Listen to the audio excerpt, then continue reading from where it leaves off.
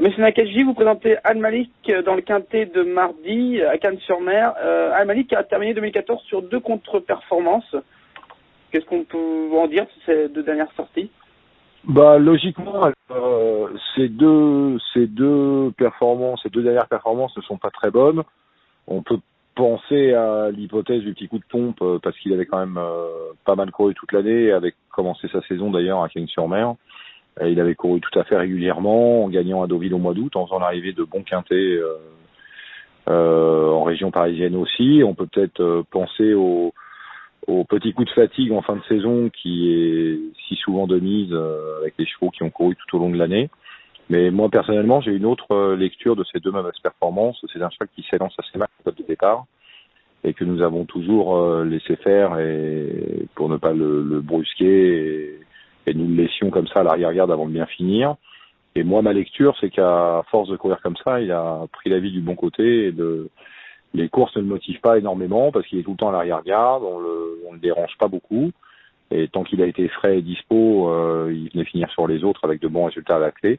Mais en fin d'année, peut-être qu'avec 3 gouttes de fatigue, il s'est un petit peu laissé vivre. Et c'est la raison pour laquelle mardi, il va porter des œillères pour la première fois. D'accord. Thomas Messina, je le trouvais assez peu motivé les dernières fois. Donc Exactement, parce que c'est un cheval qui a toujours des problèmes au départ. Et nous les avons plus ou moins réglés. Il a gagné de cette façon en venant finir sur les autres, une course de cavalière. Il a bien couru dans les quintets aussi, notamment en ligne droite, parce que la distance entre le cheval de tête et le cheval de queue est quand même moins grande que sur des courses avec tournant. Donc sur les parcours en ligne droite, il rendait moins de distance aux chevaux de tête et il venait bien finir. Mais je pense aussi que ça a eu le mauvais effet de lui donner la mauvaise habitude de ne pas trop se dépêcher en début de parcours.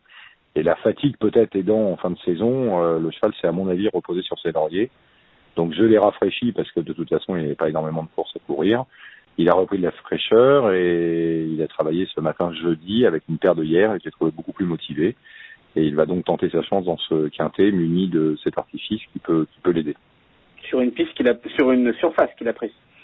Oui, une surface qu'il apprécie. Il est assez polyvalent en distance, mais 2000 mètres, à mon avis, c'est en plein dans ses cordes.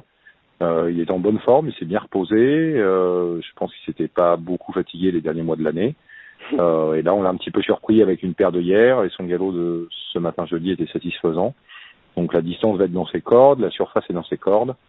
Les œillères devraient l'aider. Il est assez près parce qu'il a quand même souvent couru l'an passé, donc on peut pas dire qu'il ait pris 150 kilos de ventre. Il est resté en bel état et j'attends mieux que ses sorties en fin de saison. En tout cas, je ne saurais plus trop quoi faire si d'aventure il venait à mal courir.